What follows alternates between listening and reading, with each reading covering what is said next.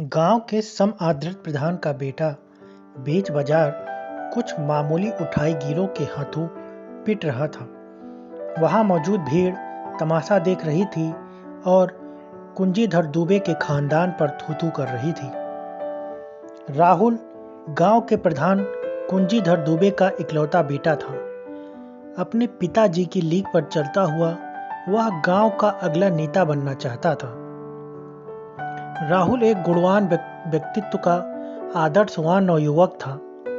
वह वॉलीबॉल के खेल में प्रदेश के स्तर का खिलाड़ी रह चुका था, मगर भाग्य की कुठार आघात से पिछले ही महीने उसके घुटने पर कैरियर नाशक चोट लगी थी, जिससे उसका राष्ट्रीय खिलाड़ी बनने का सपना अपरिपक्व रूप से टूट गया था।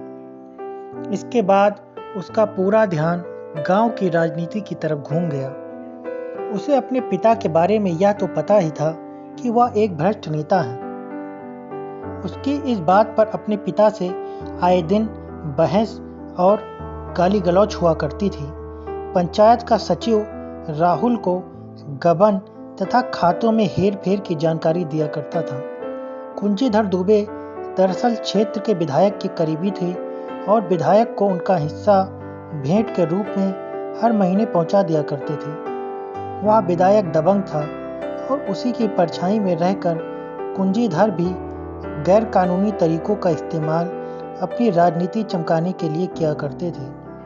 उनके पास 20 लठैत थे जो पूरे गांव में दहशत का मुकाम रखते थे।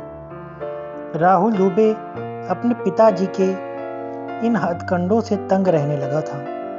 उसने एक दिन फैसला कर ही लिया कि वह अपने पिता की शिकायत जिला अधिकारी के दफ्तर में करेगा। उस दिन वह शिकायत की चिट्ठी, जो पूरे 15 पेज की थी, जिला अधिकारी को खुद सौंपकर गांव के बाजार पहुंचा ही था कि कुछ नवयुवकों ने उस पर धावा बोल दिया। हर प्रकार के हथियार का इस्तेमाल हुआ।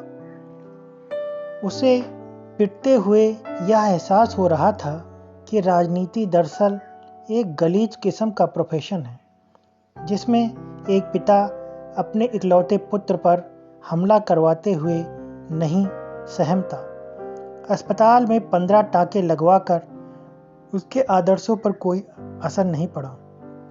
अस्पताल से छुट्टी लेकर वह सीधे गांव से बाहर कुंजीधर के ठिकाने पर पहुंचा। कुंजीधर को उसके विरोधी चाबीधर बुलाते थे, उसे चिढ़ाने के लिए।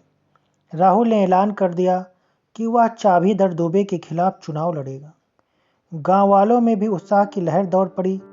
राहुल के इस साहसी कदम से गांव वालों के जहन से प्रधान का खौफ समाप्त हो गया। उन्होंने राहुल के पक्ष में अगले चुनाव में वोटिंग की और राहुल अपने पिता को हराकर नया प्रधान बनने में सफल रहा। इस प्रकार पिता और पुत्र की लड़ाई में आदर्शों की जीत हुई